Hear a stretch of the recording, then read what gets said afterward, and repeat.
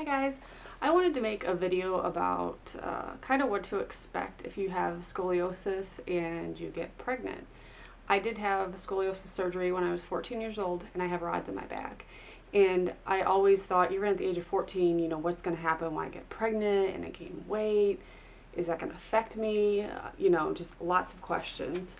So I was always told it wouldn't affect my pregnancy, and it didn't for the most part until labor and delivery.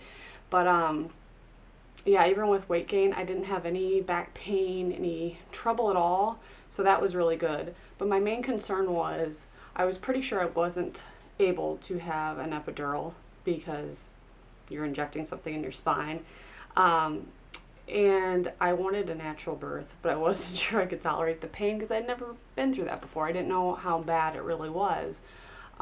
So when I was in my third trimester, I spoke to my doctor about it, and she said that I could make an appointment with an anesthesiologist and talk to them about it.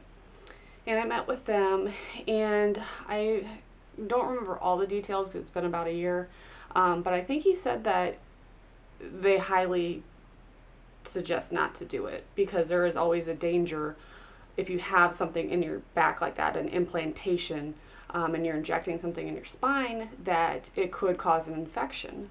And if it did, I would have to have surgery again to take out the rods, the screws, and all of that until it heals. And then if it heals, to put it all back in. So it's basically like, why? Why put yourself through that?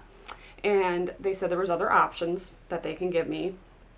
And those other options seem like, to me, way less of a risk. Not even basing that off of back surgery, just purely off of just the side effects. There's a lot of really bad stories about side effects from epidurals and causing, arthritis and back pain later down the road. And I just didn't want that. And they told me what I ended up getting was Stadol, is I believe how you say it. And they injected it through my IV.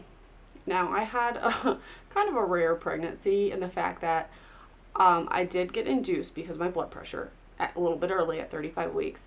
I didn't feel my contractions. They said that that's very rare, but it does happen. But honestly, didn't feel them. I did start to feel them right before I started pushing. And at that last moment, they're like, do you want anything? And I said yes because I was scared. You see the movies and how dramatic people are, and you think that's how it's going to be, and it's not. I mean, maybe for some people it is, but pregnancy was nothing like I thought it was going to be. I had a really good pregnancy up until that last part. But yeah, I got the Stadol, and it was great. I mean, I didn't feel anything. I didn't even really know when I was having a contraction. I kept apologizing to the doctor because I didn't know when to push. So yeah, I just want to kind of, if anybody had questions about that, because I know I was nervous about, what my options were.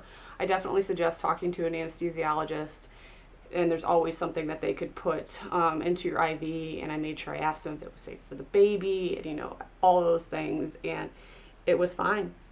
And I didn't have any problems, and I don't have to worry about the side effects of epidurals. So I hope that helps. If you have any questions about scoliosis, the surgery, pregnancy, anything like that, just leave me a comment and I'll get back to you. Thanks, guys.